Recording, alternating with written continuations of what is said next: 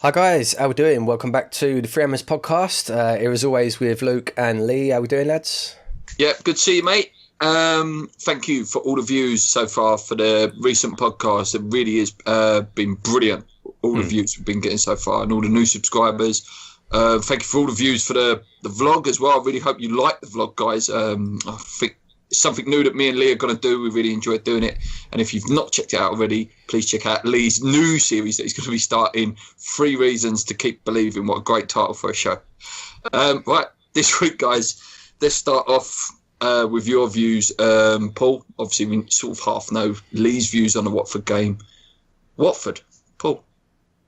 I mean, what is there to say about it that hasn't already been said? Obviously, you know, the first 40 minutes, we were absolutely incredible. Like, we were fantastic. Like, attacking, we were superb. Paye was just like, for lack of a better word, he was taking the piss. Paye and Lanzini, you know, Rabona's here, there and everywhere. We looked so dangerous. But saying that, even in that first 20 minutes, there were a couple of chances where Watford cut through and could have scored. So that, you know, the warning signs were there. But then after that first goal went in, we just completely fell to pieces.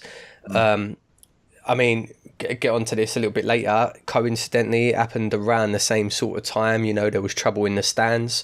Whether that had an effect on the players, whether they lost their concentration, I don't know if you can really blame it on that or what. I mean, it was bad defending. The second goal was just horrendous. Right hand side again as well. Yeah. The first goal. I mean, the whole defence were, apart from Masuaku, who was brilliant again, the whole defence was shocking. And goalkeeper. And goalkeeper included, yeah. Obviously, Adrian, Collins and Byram in particular were terrible. Terrible. That was something that Lee actually wanted to talk about this week with Adrian, so we'll touch on it now. Is it right to drop him if these kind of sort of carry on? Like, some of them goals he should have saved.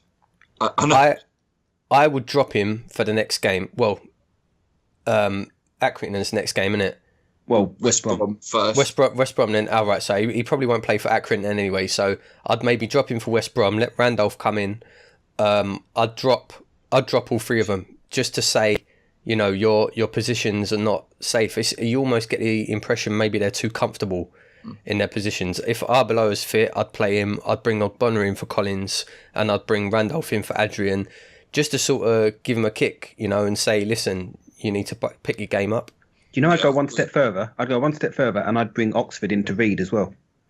Just to really say, listen, this is a 17. Yeah, damn right. West Brom are nothing. West Brom are rubbish. They haven't signed anyone. They haven't got a squad. Then you know, I think it'd be a good game to bring him in. If Reed was playing against Watford, could he have done any worse? Oxford, sorry, you mean? Yeah, that's what I meant. Sorry, if Oxford had been playing, you know, could he have done any worse? Not really. No, not really. I would honestly change all 3.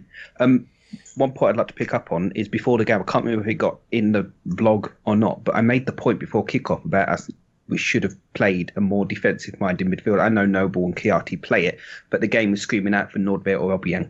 You can see the way, because we had so many good attacking players. It was the sort of game where, I'm sorry, Mark Noble fans, but he should have played. He wasn't that good when he played anyway, and I think it was Nordberg or Obiang should have played. When you're playing those gooder players up front, so you're the front 4, were fantastic and played fantastically well, but we were so exposed. And given that Watford had 2, at times 3 up front, we really needed someone sitting to pick up, what's his name, Pereira, who was running the game as well. He was real. Igalo and Dini, as they do, they were charging around the pitch, and they're very good at what they do. And we needed someone that was going to sit in front of the back four, and we didn't have it. And we missed it. Chiati and Noble, both of them were poor. At 2-1, the changes should have happened. You know, we conceded the goal at 2-1. That's when he maybe should have gone a bit more defensive minded.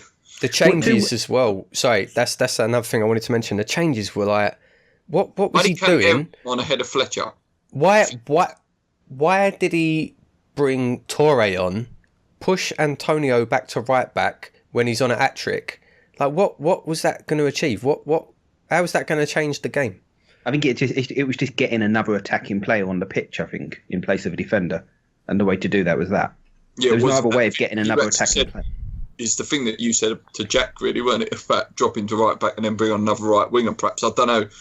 But yeah, why Cagliari come on first when Fletcher looks the most dangerous? I don't know. Do you think he left it too long to make changes as well? Because we went 4-2 down in the 60th-ish minute, I think. Yeah. So there was still half hour to play. In Premier League game, you score one goal. We proved that last season on numerous occasions. You score one goal, you're back in the game. And he waited to something like the 70th or 75th. I don't know for sure. Perhaps left it too long. The other point I was going to make, and we said about how well he was playing in the first half. Did you see Troy Deeney's interview after he said actually they were taking the piss and it was a catalyst for them to come back? And it sort of they went in at half time and these guys are doing the Bonners.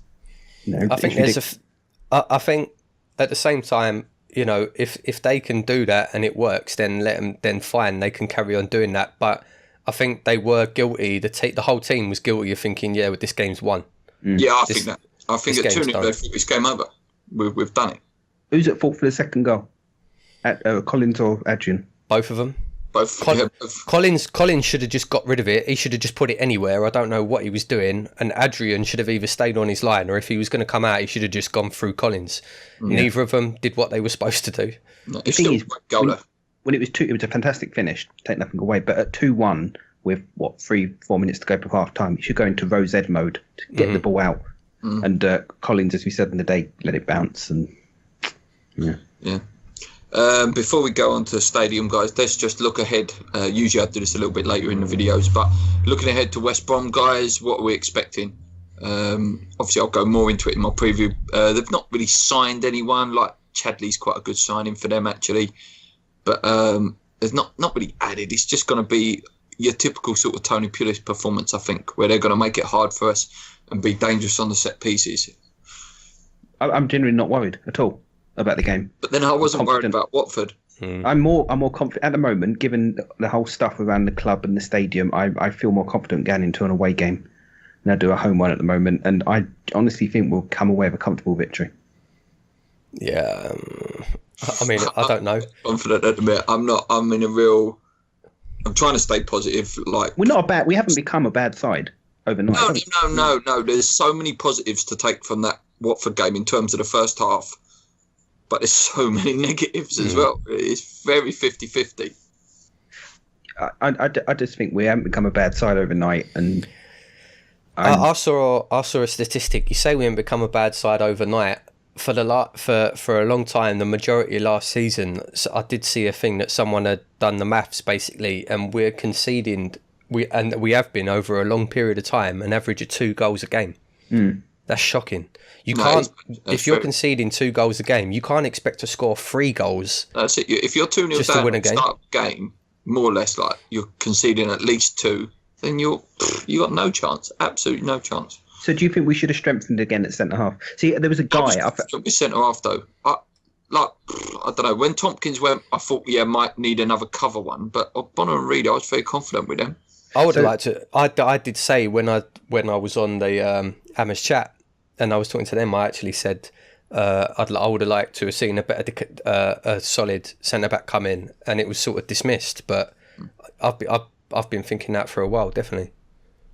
It was just amazing to see how the heads dropped after conceding the goal. That's the worrying thing for me.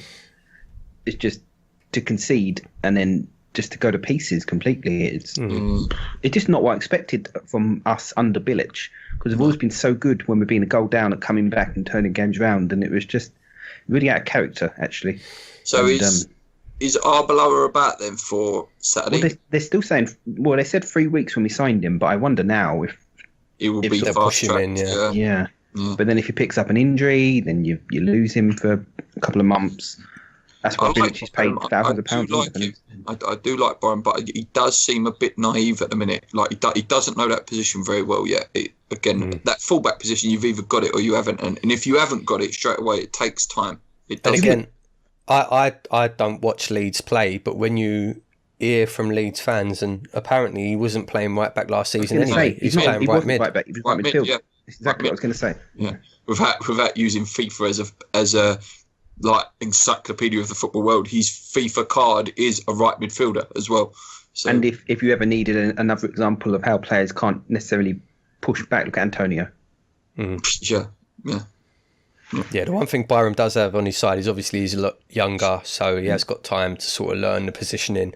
Because I mean, that's what you saw for the first goal. I don't know why he let Igalo inside. You know, and then I think it was the third or fourth goal where he was just backing off. He just backed right off, let the guy straight into the box. So you know he needs to be more aware. Yeah, well that's where your characters like Reed and Ogbonna need to step up a bit and be talking to him like, come on, mate, look, step up now. And that's why I prefer Ogbonna to be playing, actually, because he's got that Italian mentality of defending. But there was no leadership on the pitch. I mean, where was Mark Noble? I don't want to single him out. Honestly. But where was he? Where was that leadership we talked about last week? Wasn't there, was it, in the second half? We got criticised last week, not by everyone, but there was some critical comments towards the Mark Noble debate, saying about watch the run he does off the ball, and I didn't see it. I'll be honest, I didn't see all this running off the ball, and I didn't see this leadership. No? No, I didn't. No, I didn't. And in fact, there was a couple of times some really reckless challenges. Like in the first half, I think we're carrying him at points sometimes. I do think that sometimes we are carrying him. I mean, let's not just to prove that we're not just picking on Mark. Chiari wasn't good either. I don't know. It's not started the season well at all. But one player who did make his debut, Zaza. Any comments? Didn't have much service, did he? I liked him. I thought he looked right, yeah. When he did that overhead kick in the first minutes. But he was making very good runs, but they just weren't putting the ball through. I don't know whether that's because that's not our style anymore. It seems, one criticism I would have of our style, it seems very obvious that it's get it down a wing cross. That it doesn't seem like they try to play that nice ball in behind anymore, which Pyatt has got in his locker. And I don't know whether you see the heat map. I think it was on Sky Sports heat map. They showed a very over-reliance on Pyatt. Like, whenever we had a good chance, it was Pyatt who had the ball. Do you know the other thing to say? What you say there is it's where we miss Sacco.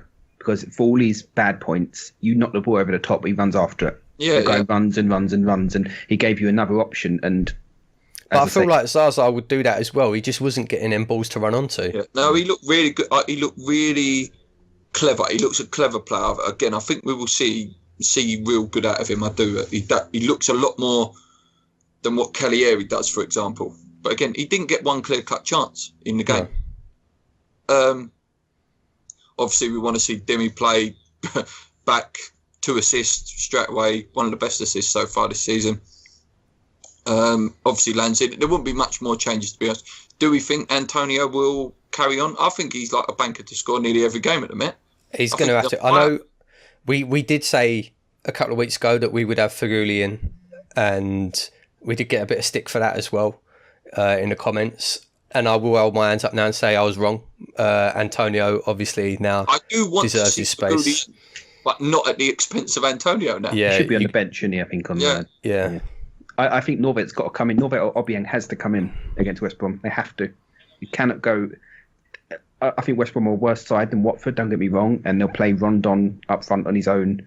So nowhere near the sort of danger that Watford posed in defence. I think we've still a danger on his day, though. When he plays, when he's up for it. But I think we have to play a proper holding midfielder in the game, is my opinion. Yeah. What do we think on Antonio then?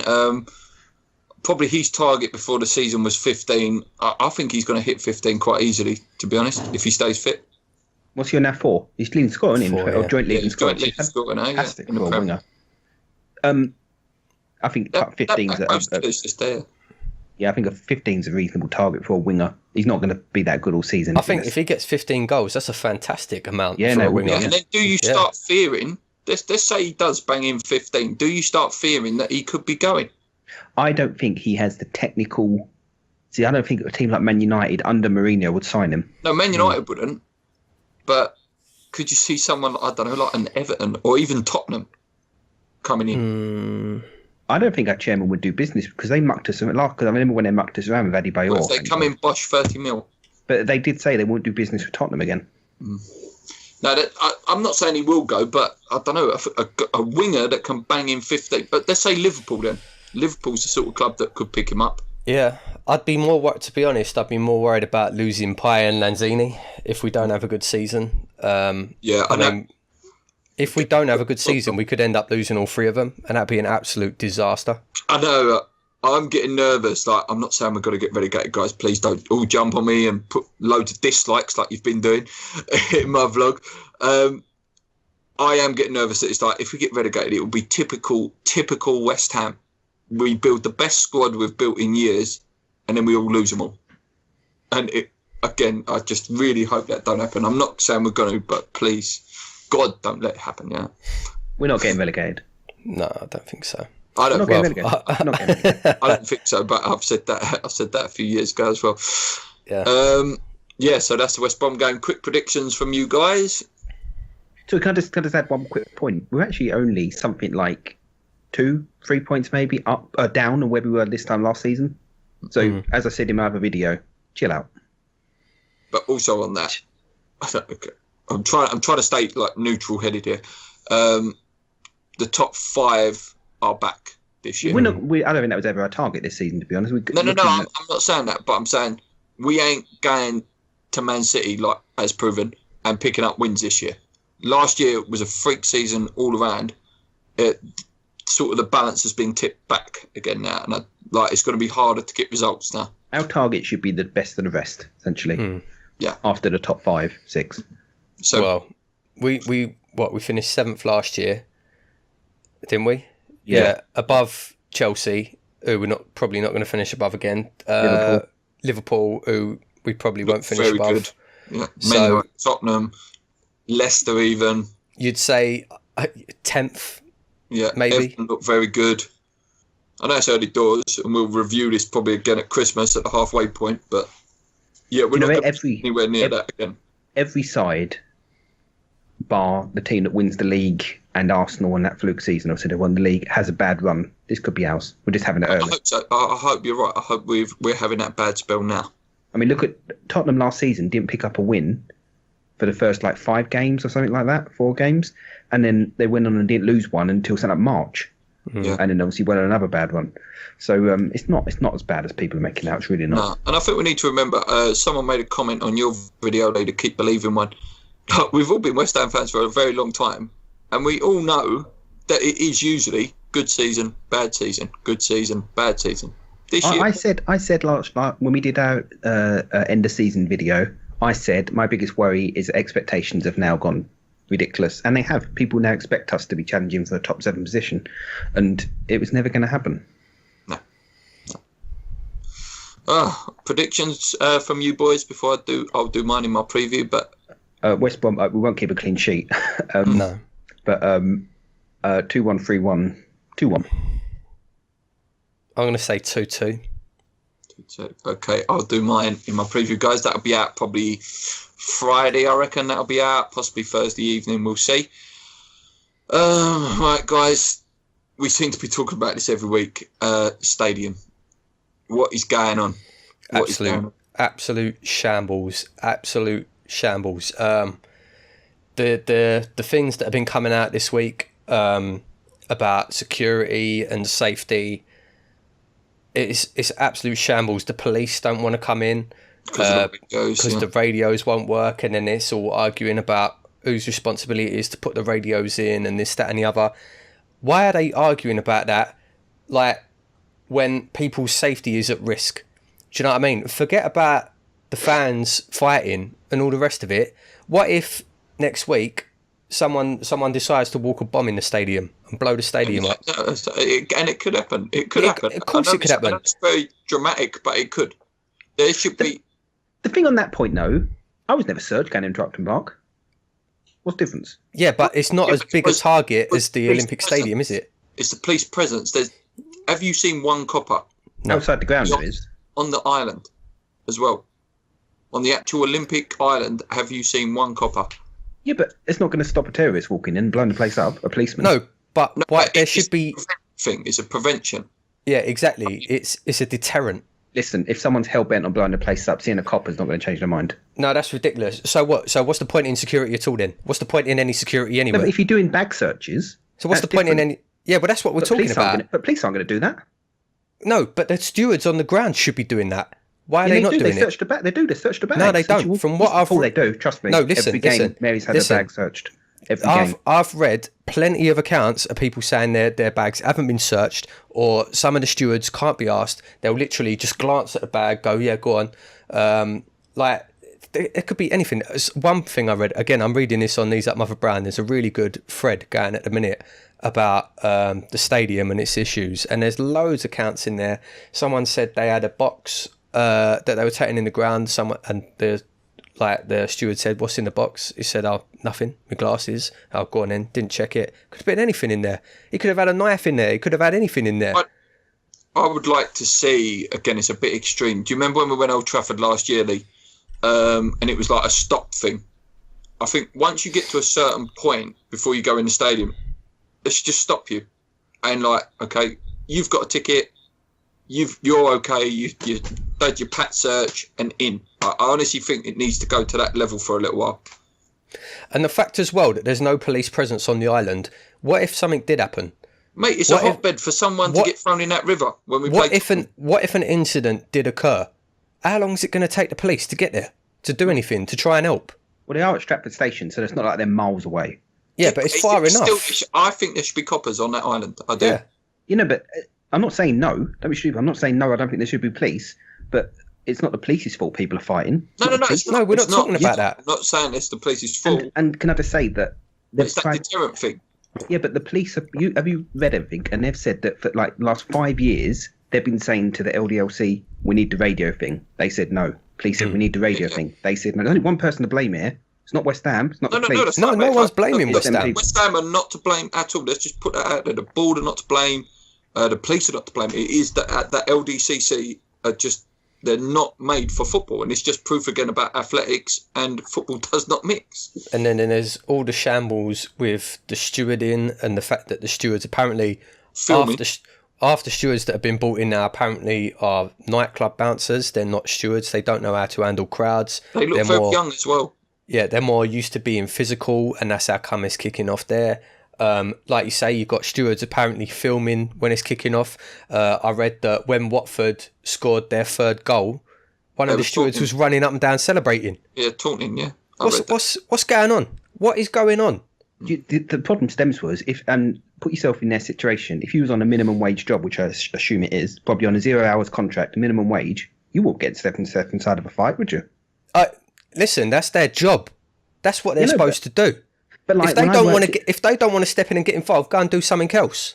Yeah, but they're not going to either. They're getting paid to do their job. They're not going to step inside. Yeah, well then they should be sacked and replaced with people that actually are trained properly and want to do the job. I agree with that totally. I agree with what you're saying, Lee.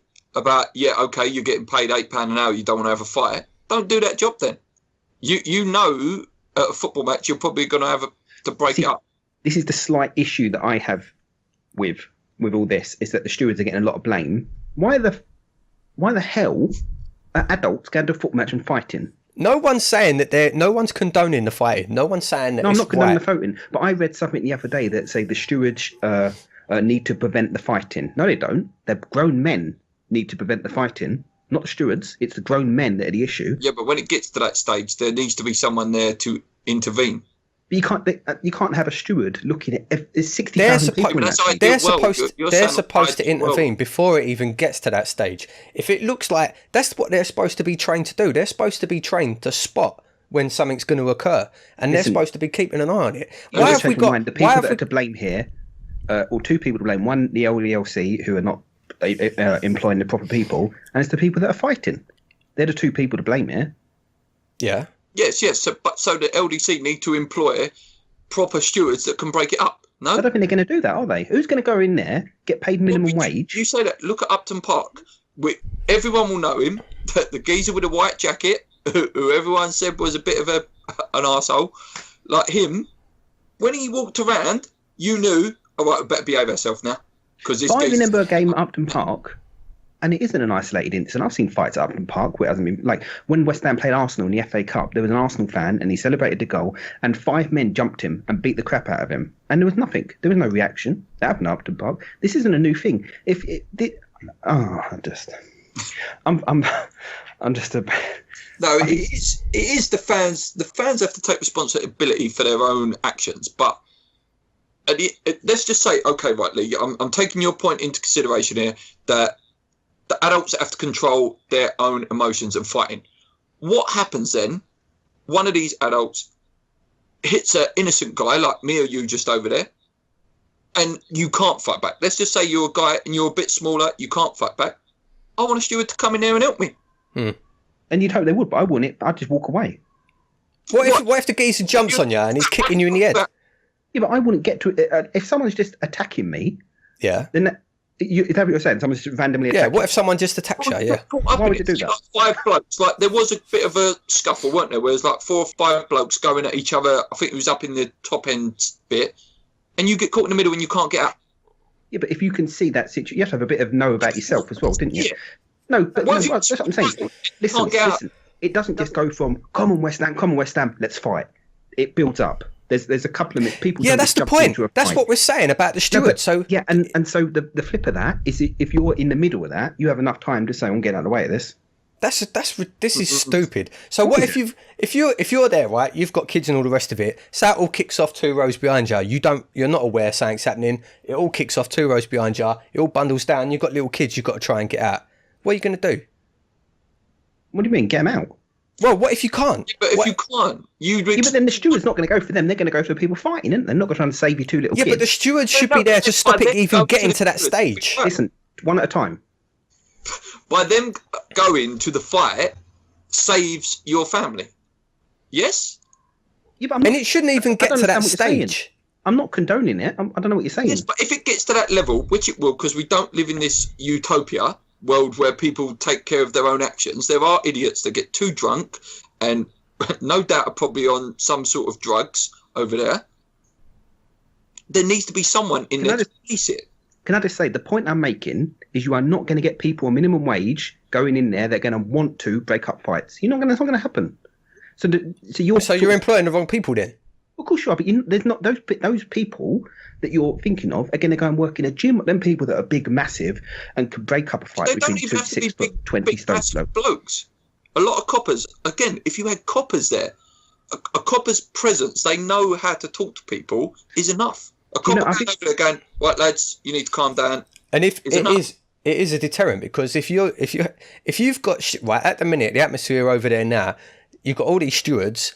And there are, like Luke says, there are going to be a load of people over there that are idiots. They're going to want to go over there and they're going to want to start a fight. If they look around and they just see all these stewards and they know they're not going to get involved, they know nothing's going to happen, why should they care? If there was a copper standing there and they thought they were going to get nicked, they wouldn't start. I just had a text from my wife in the next room that said, "You're getting very loud." Yeah, well, the fear I have as well with this, okay, because obviously you are getting the neutral supporters in there, and obviously they have banned the shirts, which is a good thing. Only West Ham shirts and away fans getting. What if, let's just say, worst case scenario, some Millwall fans, some Tottenham fans get hold of this? Do you know what? You can go over West Ham, you can have a fight over there because there's no coppers there. There's no stewards that will do anything. And what happens then if there's fighting? I'm not disagreeing with that. So who's going to stop it then? Well, it doesn't mean you need to employ the correct people. That's what I said at the beginning. Yeah, and who's that? People that you're going to have to pay them more. That's the that's the what we're saying. If you have coppers there, then they are the right people. But at the moment, that's not an option, is it? No, but you say don't live in utopia. It needs to be sorted. Yeah, you said don't live in utopia. It's like we're not going to go back to Upton Park, and at the moment, police aren't going to come into the stadium. No. Yeah. So what is? And again, pointing this out, me and Lee see it at the Watford match.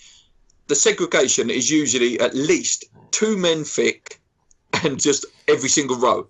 I swear to God, I think it was about 8 stewards. That's been sorted, by the way. That has been sorted. That has been sorted. They've said for the Accrington game, it's going to be longer.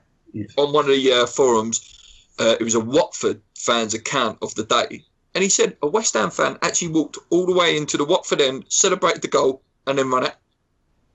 And then the Watford fans were allowed to walk around, just go into the bar. It's like, we're lucky it's Watford and Bournemouth are the only teams to play. It's unbelievable. It's so dangerous, and you just think that, if it doesn't get sorted, it might get to the point where they just say, all right, we're just going to revoke your safety certificate. Oh, there you go. Now West Ham's got to play their games behind closed doors.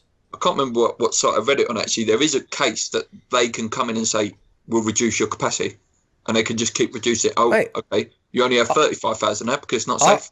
I reckon they'd just say, listen, that's it. You've got to play behind closed doors. Mm. And it would be a shame for us, not neutral fans, but, like the fans that behave themselves. Yeah, of course it would. Can we just... The thing is, the type of person that goes to a football match, stereotypical football fan, thinks they're a bit hard. But having a fight don't make you hard. No, I'm not arguing. I'm just making another point. So, maybe it's just people have different mentalities. Don't Lee, listen, you can sit there and you can tell the world, don't do this, don't do that, don't do this. It means nothing. I know, but I don't understand. I know, but that's just not the world that we live in. But so you have to talk me through the mentality then, because I can't work it out. It doesn't. I can't talk you through it. But it doesn't. Over there and fight. It's wrong. The fact is that it exists. It's a problem that exists. It's something that was pretty obvious to everyone that it could be an issue, especially with the segregation and that sort of thing. So more should have been done, and I do think more should have been done for the club. I don't think the club's completely blameless here. More should have been done with the migration policy, getting fans in the right areas, with the standing and sitting to get all them arguments sorted out. I saw that they've come out and now apparently the club said there is a family area. There's not. Yeah, they're lying. They're claiming that it's the whole top tier. Yeah, which is not. That's right. If you look at the rule again, there's really good thread on These Up Mother Brown. Go and read it. Someone posted up the rules, and it's supposed to be a dedicated section solely for families and people with children. So me or you shouldn't be able to ring up and get a ticket in that section, but you can. There is not a single section like that in the ground. So straight away, that's breaking Premier League rules. Yeah, so I remember that actually. With the centenary stand, you had to be with under 12, I think it was, wasn't it? Under 12 or a pensioner. Yeah, to actually get a ticket up there. Yeah. So that's completely farcical. And now the club's lying, saying, oh, no, there is a family section, a family recommended section. It's been handled terribly. The things with the policing and the stewarding, yes, that's not the club's fault. That's the stadium operator's fault. But I mean, the whole thing's just been handled really, really poorly. What do you... I see this on West Ham Fan TV, guys. What do you make of that whole letter that went out? Obviously saying about you will get banned, you're on CCTV. I don't agree with life ban for standing up. No, you can't. You I can't. don't agree with that at all. I think it's an absolute joke. A life ban for standing up. Lee? I personally think it was a tick box exercise. Like I put a tweet out saying that. I just think they had to be seen to be doing something. Whilst we're on that, spitting at Karen Brady is again not on. No. I don't like the woman, but do you know what I can't understand? And what do you make of that? Sorry, Lee, just to interrupt, just while it's there in my head. What do you make of that photo of her standing up? It's not true. You can't see if it's during a game. Can you actually only think she might have been going to half time or something? But if it's true, then she don't really have a leg to stand on. Do you know the thing? And again, I'm going to get a lot of abuse for this, and I think there's the whole obviously standing, sitting thing. But she's a very disliked person. Why? Because of the way this has all been handled. And it's not Karen Brady's fault. It is Karen Brady's fault because she's in charge of the move. Personally attacking her. Well, it is her fault. She is in charge of the move. She was the person who got paid £1 million bonus for getting us in the stadium. Yeah. And now it's all falling around everyone. Now it's all gone to pieces. Now we're finding out we're breaking Premier League rules. The stewarding's not right. The policing's not right. There's no segregation. This, that and the other. And then she's turning around and saying it was the most successful migration in history. What? Yeah, but I no, if she weren't too busy sitting there writing her Sun column, telling the world how fantastic she is and slagging off everyone else in football, I'm amazing. Look at me, I'm Karen Brady. I did the most successful migration in stadium history. When it's absolute chaos over there, a disaster waiting to happen, and she's still going on like that. No, I've got no time for her. I was just about to say that as well. on regards to the Sun column is, again, it's all that openness of being, like you say, arrogant in the media. Look at me, look what I've done. And then when it's all gone tits up, which it sort of has, it's like, oh, I'm going to step away and just ban people. And before we even moved, when we had the SAB, the Supporters Advisory Board, again, reading accounts from people that's on there, the amount of lies that she told to them fans about what was going to happen. Westfield, you can go and shop around Westfield. Your wife can go Westfield, and you can meet them up afterwards. She doesn't care about West Ham fans all the way round. Yeah, but so technically weren't a lie, was it? Yeah, but it's all those little undercutting lies. Listen, she's a politician. She's not a politician, but she's a baroness. Well, she's trying to be a politician, isn't she? Yeah, she's trying to be a politician. So she knows about spin. Let's get it right. She'll do everything she can without breaking the law, and then she'll have a way of saying, this is what I promised, and this is the form of words I use to get them. Secondly, she's also a woman in a male-dominated sport, so she's going to be bitch-faced. I'm not defending her. I was just asking the question. But this one of the reasons that she is like she is because she's a woman in a male-dominated sport, and if she wasn't like that, she would get trampled. She's like she is because that's who she is. That's her personality. That's who she is. It is that she was in charge of the move, and she's rightly is getting the brunt of the things that have gone wrong. So what ban would you give them for standing up? I sort of half agree with the one match ban if you don't comply, and if you did it 3 times, then by all means you deserve the life ban if you're doing it 3 times. Do you know, it's hard to draw a line in the sand. I'll give you an example. The first 40 minutes, that was non-stop attacking football. You could argue that you didn't have a chance to sit down if you stood up. Like where we sit, Luke, people don't even stand up when we've got a corner or nothing happens. We're so high up, it's one of those you don't really stand up in the upper tiers. Like, I've always known football that if you are sat down, if there's a corner, you stand up. If there's an attack, if the fullback gets beyond the winger and he's one-on-one just about to get into the box, you stand up. But that doesn't seem to happen. So you could argue that during the first half of the Watford game, you could technically, it was non-stop attacking football. You could have been stood up. So where's the line in the sand? Where do you say? I don't think they should be banning anybody. I think they should be saying, first of all, I think it depends, right? There's two things to this. First of all, you've got blocks of people standing where nearly everyone in a block is standing. What, you're going to ban all them people? Don't be ridiculous. Then you've got the odd people that are standing in a predominantly seated area, which are obstructing other people's view, maybe ruining their enjoyment of the game. Okay, that's not on. That's wrong, because it's affecting the people around them. But rather than say, right, you're banned, why not say, okay, listen, most of the people are sitting there. Why don't we move you to an area where most people are standing? There's going to be a few people that want to sit down in those areas. Let's swap your seats. They are doing that. But that's what they should have done from the start. Rather than going heavy-handed and start threatening everyone with bans, why not go in with that and say, listen, let's work together to sort this out, rather than coming down with hand of God, right, you're banned, you're banned, you're banned. And rather than doing that. No one in the Watford away fans was told to sit down. No, but that doesn't. Away fans, it doesn't happen. Yeah, but then why is that though? The thing is, and again, this sounds like I'm just trying to cause rows. I'm not. I'm just trying to give a view from both sides of the fence. So we're not completely looking at it from the club's point of view. And to be fair, they haven't just gone in and said, like on the day, we're a bit away from it. But what I can see is the stewards going in saying, sit down. They get ignored. They go in again, say, sit down. They get ignored. This goes on for a while. And then it wasn't until the Watford game that you said they won't chuck out blocks. They chucked out 4 rows. Yeah, they did. In a block like that down below us. 4 rows of people got chucked out because it was consistently, and they were there was a tiny little, so the entire block, and there was a tiny little chunk of 4 rows where everyone was stood up, but the people behind them were sat down, and those 4 rows got chucked out because for about 10 minutes they were there saying, sit down, sit down. I know what you're saying, but again, I think that could be bang out of order as well, because what if you were in the 4th row? And you've got 3 rows in front of you standing. Maybe you don't even want to be standing. But what are you supposed to do? But like what you do, but what we did last year is the steward comes up, they say sit down, you sit down, steward walks away, stand up again. Yeah, you have to play the game. Yeah, but what if the people in front of you are not playing the game, you're going to stand up, aren't you? Yeah, that's right. But just for that second, whilst the stewards are there, sit down. Mm. Just play the game. Last point in this, guys, because we could just go on for hours with anger.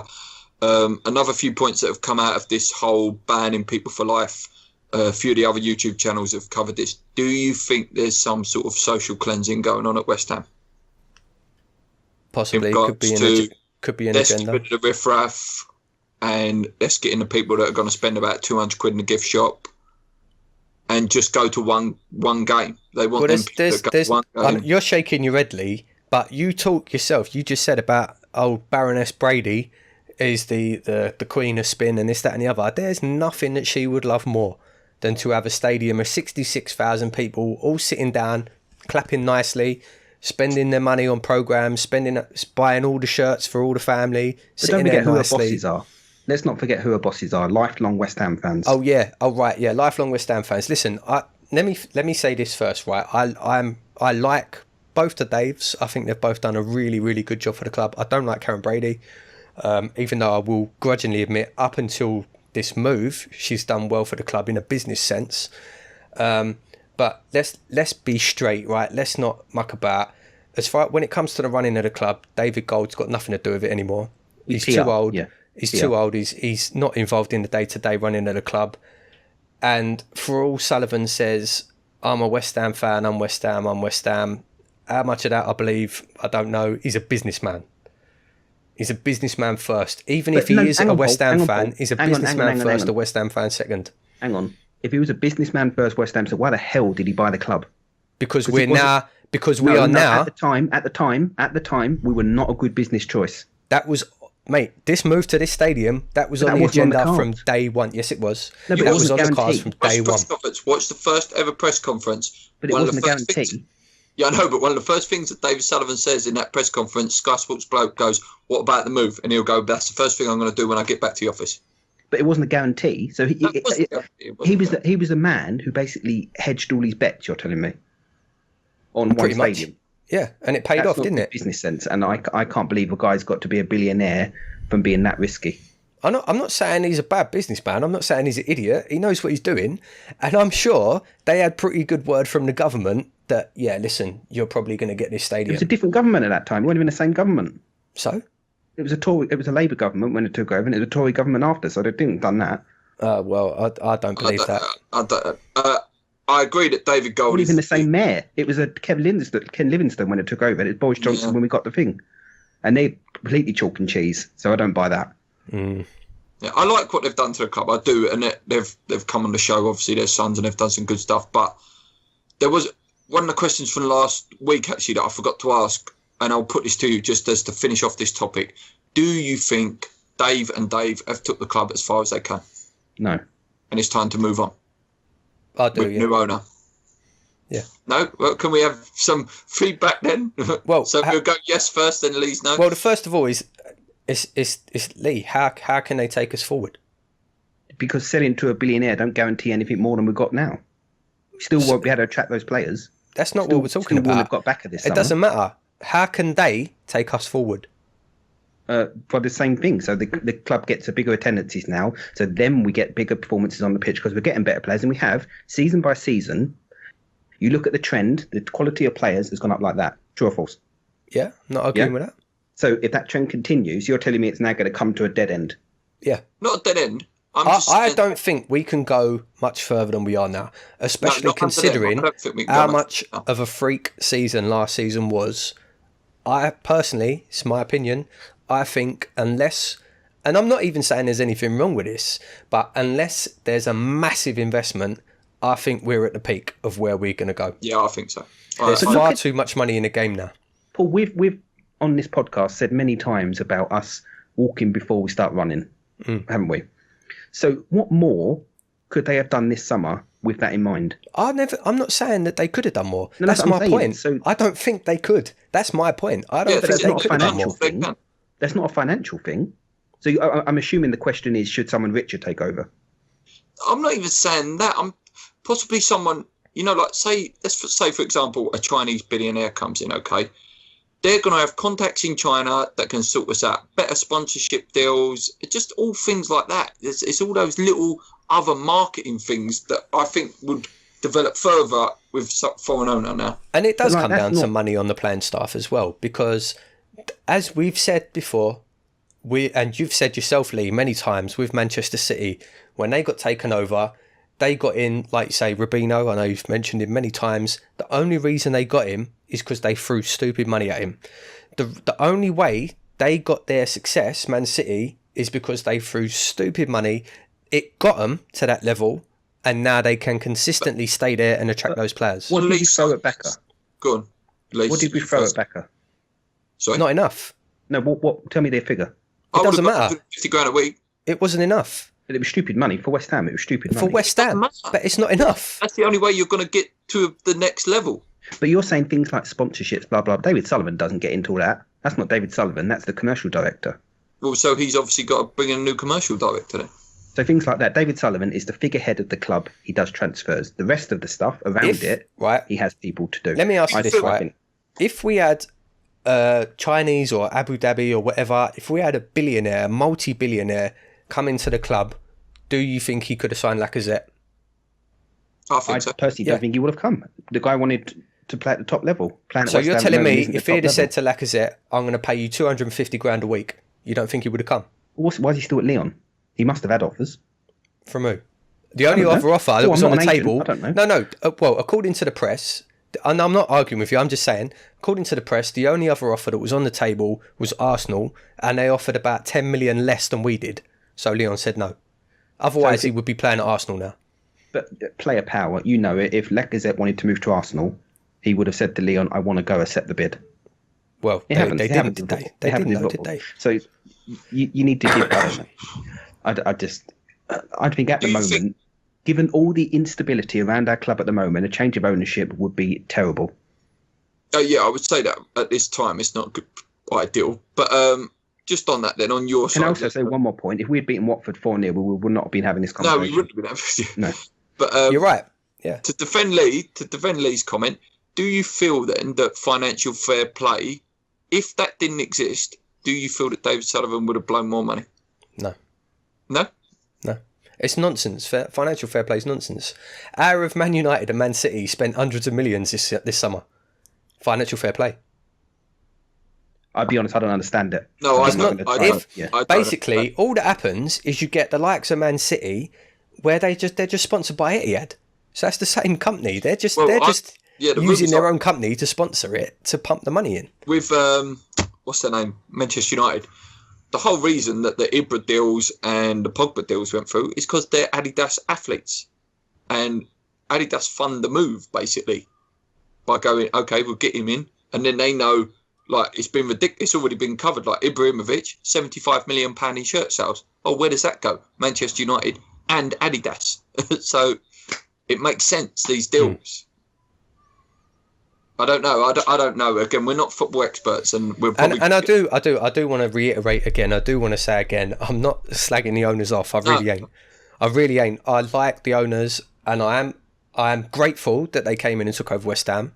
I really am. I'm grateful they come in and took over West Ham. They did save us. As much as I think it was business motivated, they did come in and save us, and I'm grateful for that. And I am happy with them, and I think they're good owners. I am happy with them. I'm not trying to dig them out. I'm not trying to slag them off. It's just my opinions. Do you know? Just one more question then. Apparently, PSG bid for Payet in the summer. So I assume the bid was around 40, 30, maybe. If they were business over fans, they would have sold. No, because that would be business suicide. Why would no? That's good business sense. You've got a player who's approaching the end of his career. It's not, because then you're basically giving up on the current season because it coming too late to replace him. You're giving out the message that the club's not going anywhere. Player. He's the main marketing player, isn't he? He's the one that brings the money in.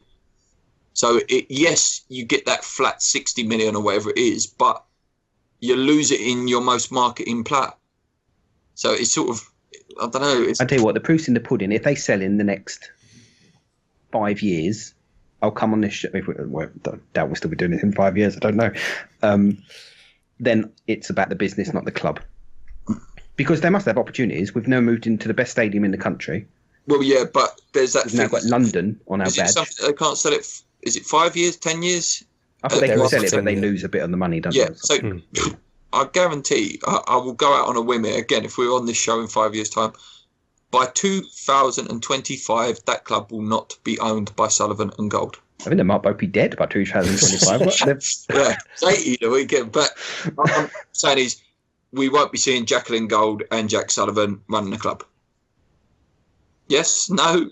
I agree with that, yeah. I don't know. If I had a crystal ball, I'd be a millionaire. I don't know. Yeah. Can I just say, just quickly point, we're talking about bans. You throw a punch over West Ham, you deserve to be banned for life. Yeah. I'm not going to argue with that, although someone should have lumped that Watford supporting bleeding steward. I wouldn't have minded that. If you're going to run up and down celebrating opposition goals, you deserve a lump. Okay. Right. That's it for the topics this week, guys. Last bit of the show. Questions, guys. Let's hope we can all calm down and all love each other again. It's been exciting this week, isn't it? It has. Okay. Kevin Taylor. Should Byram and Antonio ever be played down the right of the fence again? It's like the blind leading the blind.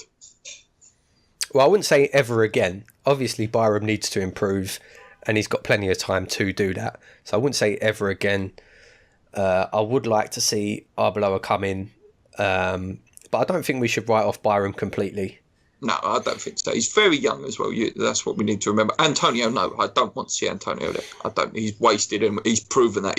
When he's played on the wing, look what he's done. He's banged in goals. He's probably the most informed player, one of, in the league at the moment. Lee? Yeah, I'm just thinking back to Saturday, and I was going to ask this. Actually, I went to the end. No, is the answer to that question, but I went to the end. Okay. Macaroni from Twitter. Who will finish as West Ham's top goal scorer this year? Antonio. Yeah, I think so as well, actually. Yeah, I think it will be Antonio. I know it's easy to pick him because he's got 4 goals. Mm-hmm. But, yeah, I think if he carries on, he should easily hit 15. Easy. Yeah, he's got a good fitness record as well. So, yeah, I'd agree with that, Antonio. Yeah. So, on that then, what sort of figures are we looking at for your Zazas, your Payets, for example? I think in a debut season, if Zaza got 10 goals, I think that's a good return. Yeah. I don't know what his record is actually, but Payet, I'd say around 8 to 10, something like that. Zaza's record, Lee, I did cover it. Oh, I think Paul covered it. I can't remember. Was 1 in every 2.83. So goal every 3 games. Yeah. So he should hit 12 to 15. Next one. It's quite funny actually. The flowers. Huh? Is this the one about the flowers? Yeah. Noz the Hammer WA. My old man said, be a Tottenham fan, and I said, A, F off, B, bollocks, or C, you're a C, or D, all the above. To his old man? Yeah. I don't know, probably said all the above, didn't he? All the above? I don't know, I wouldn't say that to my old man.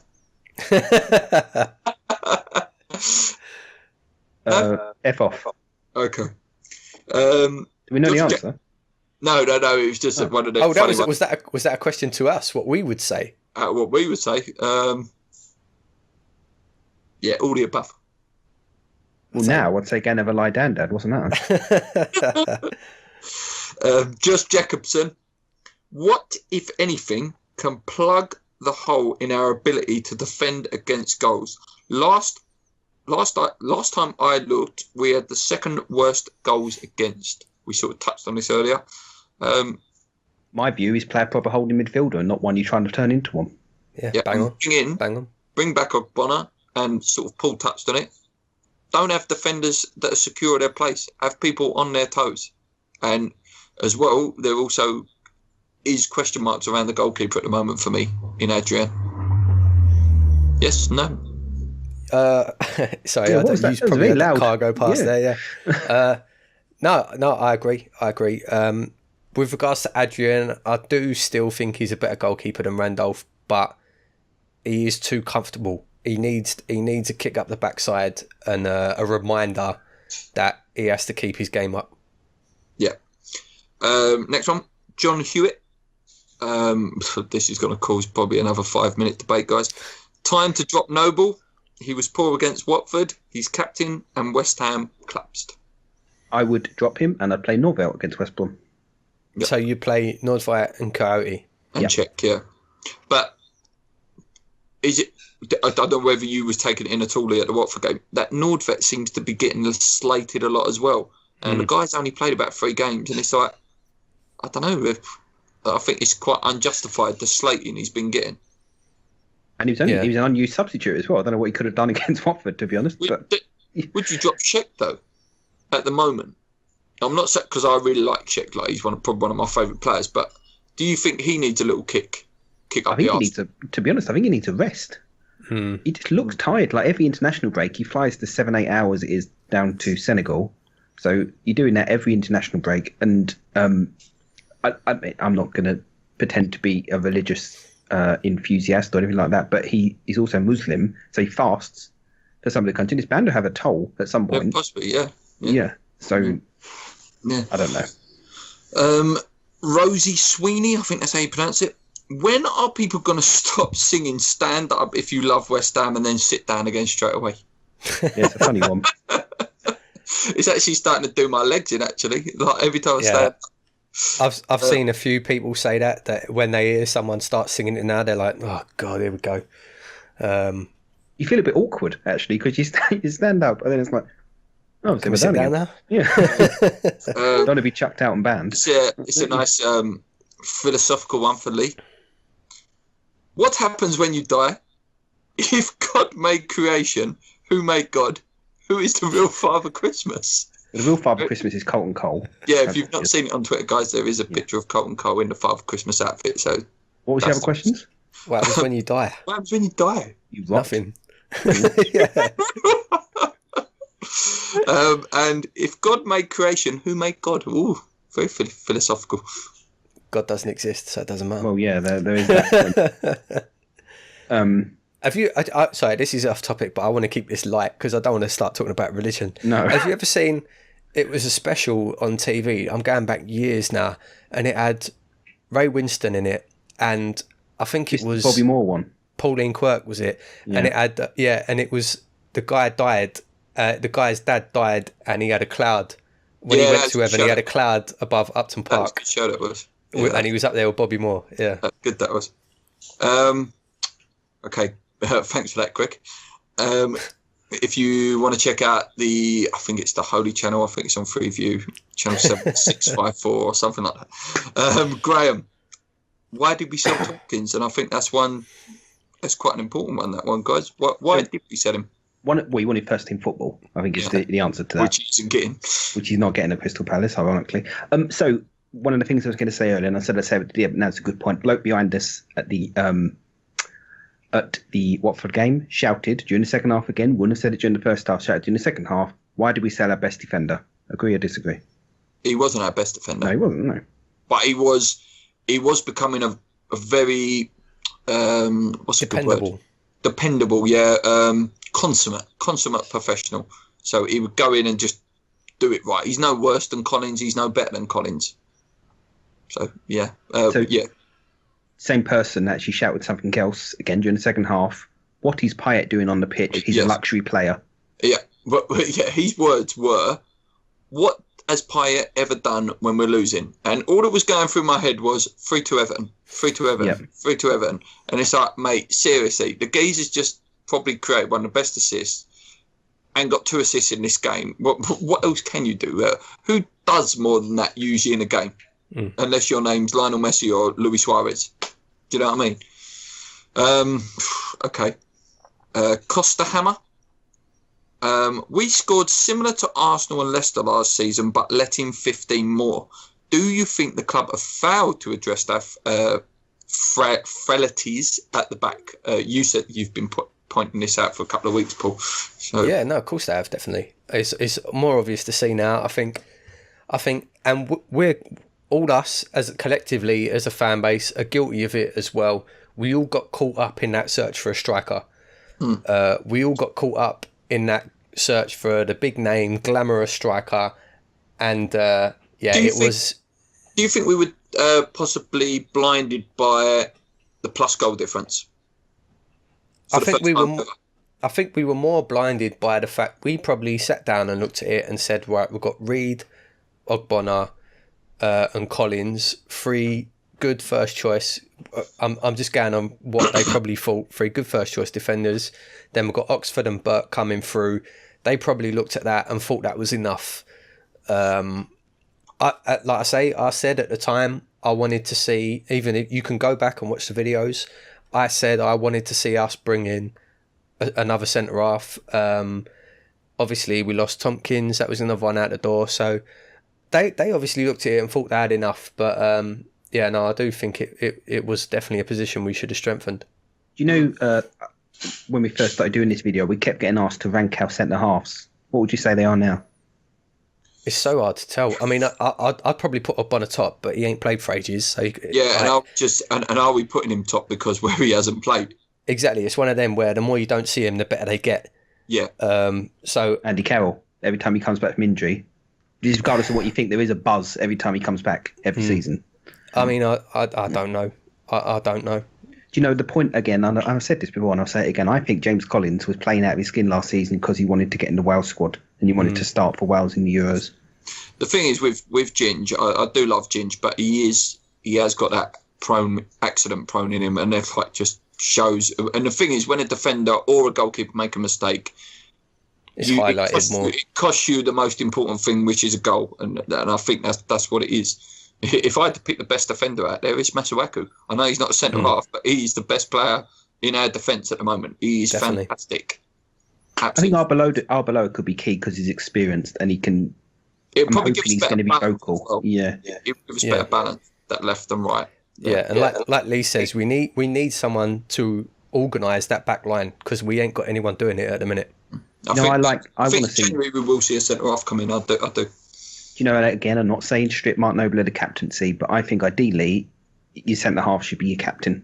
In my mind, it should be the leader because they can see everything that's going on ahead of them. Yeah. They can see the entire game and they can lead from the back and be vocal to the people in front of them.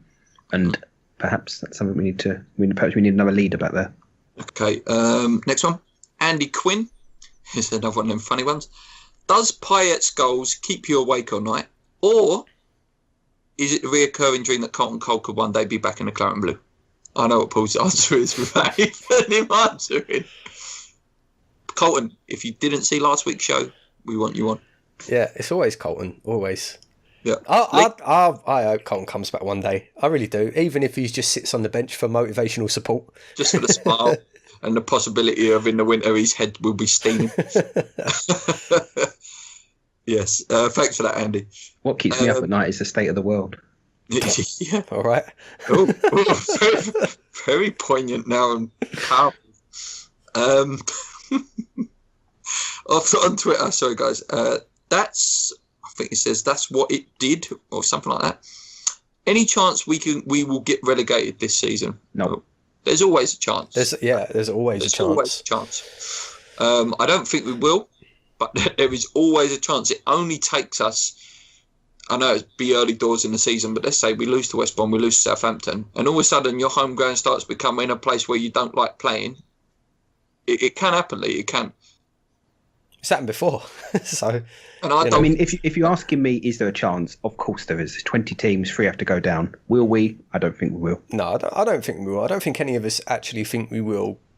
But you never say never. There's no such thing as too good to go down, as we know all too well. Actually, that phrase just came from my head. But I'm trying to think. I think if we did go down, it'd be the best squad ever to be relegated. Well, we said that. Yeah. And we would have had it 2 times then. Yeah. Two of the best squads ever to get relegated. Only at West Ham.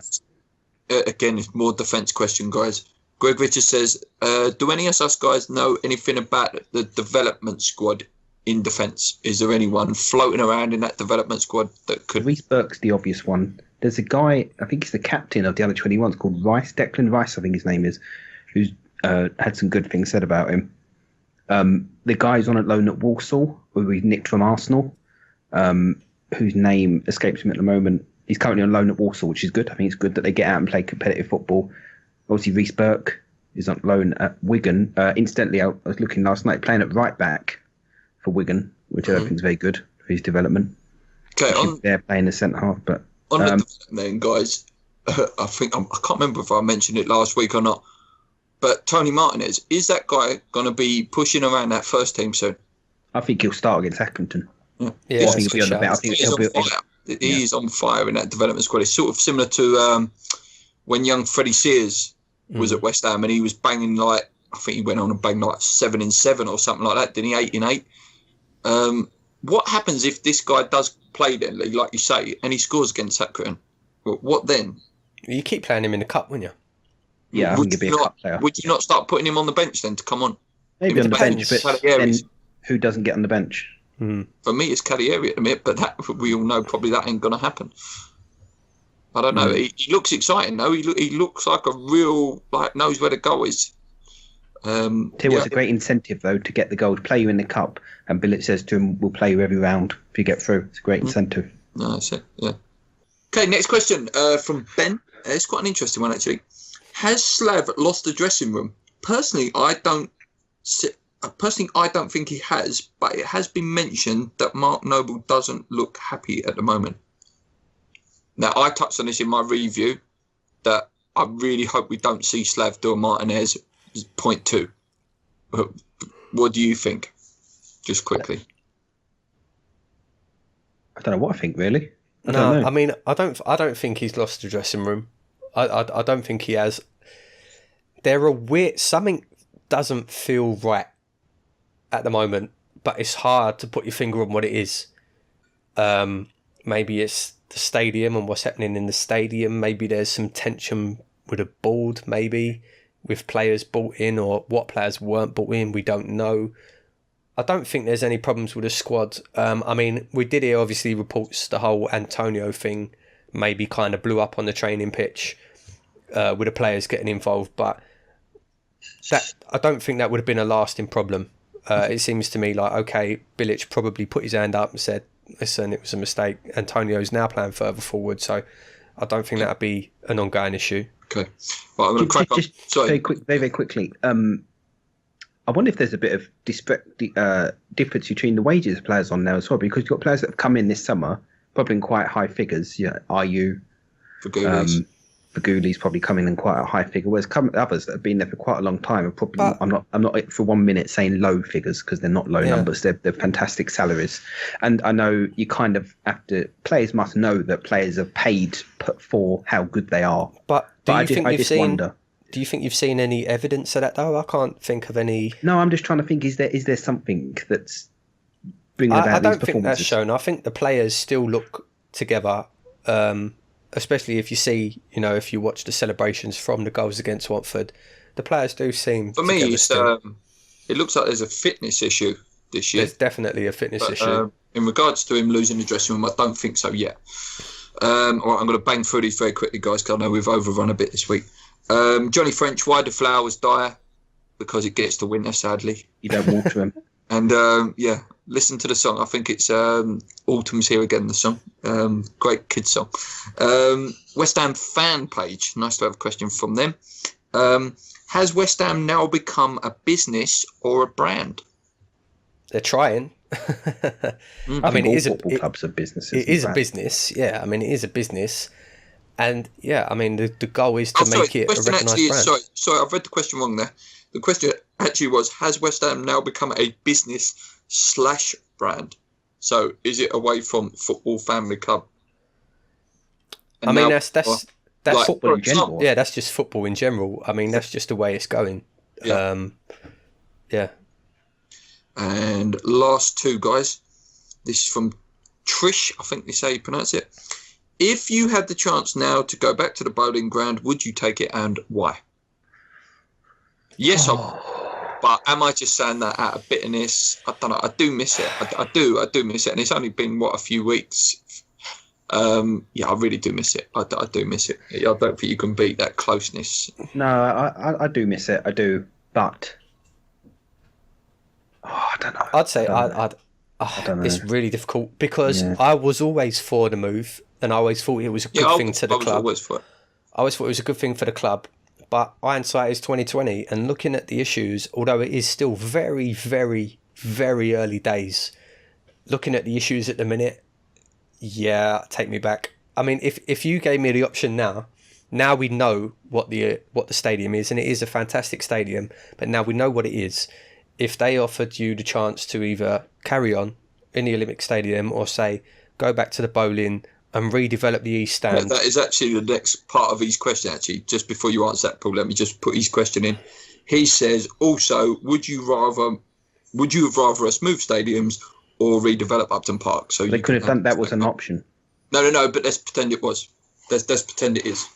See, just for the sake of the question. Whilst we're in make-believe land, then hypothetically, you've been in Utopia land earlier. So. Yeah, no. And so another point is connected to what I said earlier, actually, very quickly. That if we had won every single game so far this season, we'd all have said no. Yeah, but we didn't. Yeah, no, but you can't redevelop the East Stand. That's the point I'm making. Hypothetical land. Let's just say I won't get into that, but apparently that's not technically true. We did get planning permission, but we won't go into that. But so it could have been done, Lee, but we won't go all into that. I don't agree. I don't believe anything unless it comes out of the club. Well, it's a fact. It's a fact. The documents are there, mate, from the council. You can go and read them. We got planning permission to knock down the flats behind and redevelop redevelop the East Stand. That's a fact. Planning permission was granted. The problems, as far as I'm aware, the problems weren't nothing to do with the ground. It was to do with the transport links and the station. I think it was. I don't want to go into this too much because I'm going from memory here, so I'm not going to be 100% correct. But I think it was something to do with if we redeveloped the ground, the Upton Park station needed to be redeveloped, and it was who's going to pay for it. That was the thing. But I don't want to go too into that because it's irrelevant. No. But at this current moment, I think I'm going to use a Lee line here. We'll discuss this again in 10 weeks' time. Okay, so and we'll see where our views lie. We'll win the next 4 games. We'll be saying this is the best thing in the world. Super positive and get slated as a channel because we're too positive and happy. Certainly not that this week, guys. Right, that's it for this week, guys. Shirt competition ends probably the day this video goes out. I think I'll tell you what I'll do. I'll probably announce the winner on the review of the West Brom game, or Paul can do it on the preview of the Accrington Standard game. We'll do that. As soon as you know if it is you, please get in touch with us, tell us your size, and we'll get it posted out to you. So remember what to do: retweet, follow us on Twitter, subscribe to the channel, and follow West Ham Banter page on Facebook or Twitter. They're also running the competition. Please get involved. Thank you for all the views, all the subscribers. Please check out my preview in the next couple of days. Please check out Lee's new show, 3 Reasons to Keep Believing. And that's it for now. Thank you, guys. Come on, you irons. Cheers.